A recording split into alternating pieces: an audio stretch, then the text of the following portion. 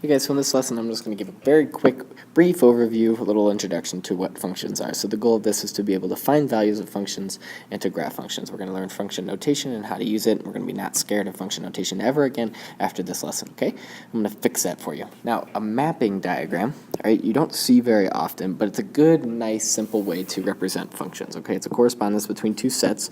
These two sets are called the domain and the range, which you hopefully have heard of before. The domain is the set of all x values or inputs, okay, and the range is the set of all y values or outputs in a relation or a function. Okay, so we have the set of the domain, the set of the range, the inputs, the outputs. All right, the arrows go from the inputs to the outputs. Okay. All great, exciting, cool stuff. Now, a function specifically is when you map each member of the domain to exactly one member of the range. What that means is that you can't have two different arrows coming out of one element of the domain, that first set. Okay, so the 0 can't be going to both the 3 and the 4 in order for it to be a function. It could work for a relation or for any type of relation between two sets, that's fine. But specifically for a function, the 0 has to be mapped to just one thing.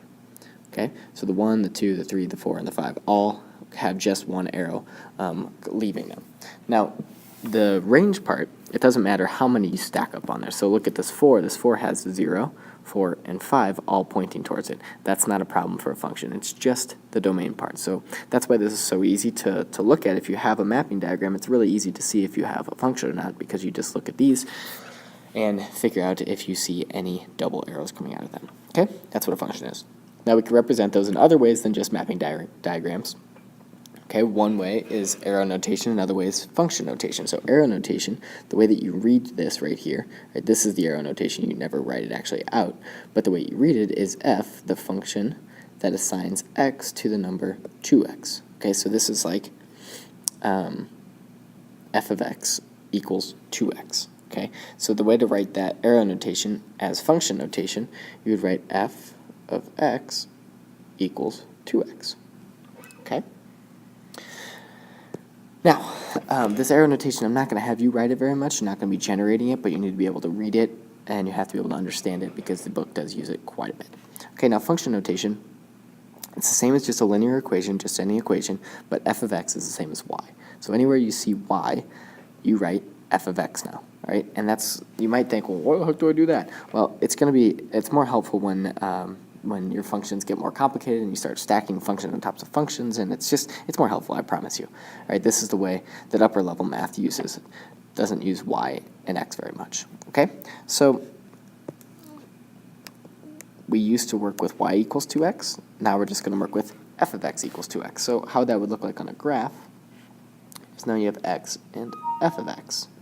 Sorry for that little beep, I got an email. Okay, so we have x and f of x for your two axes instead of x and y. That's all it is, okay? So let's just jump into a couple of examples, and I'll kind of go through how this stuff works and how it doesn't really change that much. You're doing the same thing as you've always done, but with different notation. So we're going to give the range of and graph f, the function that maps x onto negative 1/2 x plus 2. Okay, so remember, this is the same as this equation. F of x equals negative 1/2 x plus 2, right? Which is the same as y equals negative 1/2 x plus 2. All the same stuff. Now, I give you the domain, so that means that any of these could get plugged in for x. So what I need to do is I need to find f of 0. So f of 0, plug in this 0 first, right? F of 0 just means anywhere I see x, I'm going to plug in 0 instead. Okay, so negative 1/2 times 0 plus 2, which is obviously 2. Okay, and f of 1 is negative 1/2 plus 2, which is 3/2. F of 2 is 1. F of 3 equals 1/2, and f of 4 equals 0. Okay, so you can actually work all those out. Remember that what this means that anywhere you see x in your equation, you plug in 1. Anywhere you see x in the equation, you plug in 2 and 3 and 4. Okay, that's all I did. I just did in my head to not waste your time. So I have the domain. We already know the domain is, that red stuff up there. All right, so the range of this is going to be all of these. Okay, these are all the possible y values. So the range is 2, 3/2, 1, 1/2, 0. Okay, so the squiggly parentheses always represents, you put them around sets of numbers. Okay, so that's the possible range. And we need to graph it. Okay, just so to graph this, we've got f of 0. So I got 1, 2, 3, 4, and I'm going to go up 1, 2. So f of 0 is 2. F of 1 is 3/2. That one, and that one. That's a big gap, but you get the idea. Now I don't need to connect these because I only give this as the domain. It's not all the numbers in between there. Okay, so this is just a discrete function with all of those separate. Okay, so now I'm going to give you two of them. Like I said, you could stack these functions on top of each other. That's the point of function notation. Okay, so I've got these two functions. All real numbers are the domain of these, so I'm going to find some values. Okay, so first we'll find f of 10. So f of 10 equals, we're going to plug in 10 anywhere it shows up for x in there. 5 times 10 minus 1 equals 49, right? And g of 7 means I'm going to plug in 7 anywhere I see x in there. So 2 plus 7 squared equals 51. Okay. Box those so you can see the answers. Great. Now, a little bit more interesting. G of f of 3. Okay, well, g of f of 3, that means that anywhere, first thing I need to do is I need to find what f of 3 is. Okay, so let's find f of 3. We know how to do that because we just did it twice. F of 3 means 5 times 3 minus 1. Well, f of 3 equals 15 minus 1, which is 14. So what this really is, it's just g of 14, because f of 3 is 14. Okay, so now I've got 2 plus 14 squared.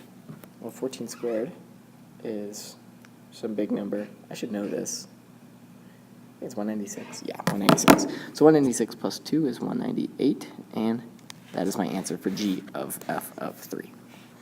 And the last one, f of g of 3. So I need to find g of 3 first. To find g of 3, it's 2 plus 3 squared, which is 11. So I take that 11 and plug it back in, so I've got f of 11 equals 5 times 11 minus 1. Oops, don't need that. 5 times 11 is 55, minus 1 is 54, so the answer is 54. Okay, so for each domain that I give, you need to find the range of this function. Okay, so what that means is I give you the x's, you need to find all the f of x's, or the y's. Okay, so I think the best thing to do is to just graph this and take a look at it that way. So to graph the absolute value of x minus 3, okay, so x minus 3, let's just plug in some numbers that we know, and you should be able to get a pretty good graph look from it. Okay, so if you plug in 3 for x, so if we're going to go over 3, you're going to have 3 minus 3 is 0, and the absolute value of 0 is, you all know, 0. Okay, well, what if you go 2? So if you plug in 2, you have 2 minus 3 is negative 1. The absolute value of negative 1 is positive 1. Okay, so we've got 2, positive 1. If you plug in 1, you're going to get 1 minus 3 is negative 2. Absolute value of that is positive 2, so we're going to go up there. And if you go the other way, it's the same way. 4 minus 3 is 1. 5 minus 3 is 2. Okay, and you see, time to head over to the... we can connect these dots, and that's what our graph would look like. Okay, so for A, right, we could just plug in some crazy numbers. All right, so negative 2, you plug that one in, we're going to find the range, remember? For negative 2 minus 3, you're going to get negative 5. Absolute value of that is 5. For negative 1, you're going to get 4. 0, you do 3, and then we saw that 1 and 2 are both 2 and 1 respectively. Okay, so that's the first one. The second one, if we're looking at all numbers that are, or all numbers for when x is bigger than 3, so just x is greater than 3. So it's not including this, all numbers to the right of there, right? The range, the y values, just have to be bigger than 0 because we're not including this one, but everything here is just going to keep going up and up and up and up. So the range is going to be f of x such that f of x is greater than 0.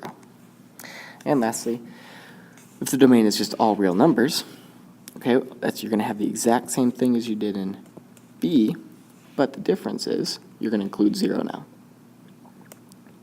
F of x such that f of x is greater than or equal to 0. Because now for this one, we have all but greater than 0, all greater than 0, but we're actually including 0 here. It just can't ever go below 0. And that's how you do that domain. Now the last thing here, give the domain of each function. So we haven't learned this yet, but they kind of threw it in here. So if you ever have a variable in the denominator, the way you find the domain of a function is all real numbers except whenever the denominator is going to be equal to 0. So if you can get 0 in the denominator, then the answer is going to be all things except that. If not, it'll just be all real numbers. So for this first one, right, x squared plus 4, you can never, it doesn't matter what you plug in for x, you're never going to get 0 down there. Okay, so the answer is just domain equals all real numbers. All right, 2 is a little bit different, or B. All right, for B, there's 2 numbers you can plug in the bottom for which the denominator could be equal to 0. So it's all reals except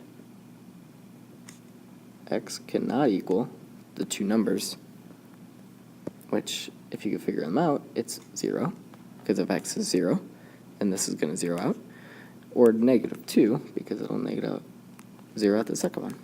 So 0 and negative 2 don't work for that one. And lastly, the square root one we will go over in class. So that's it for that lesson.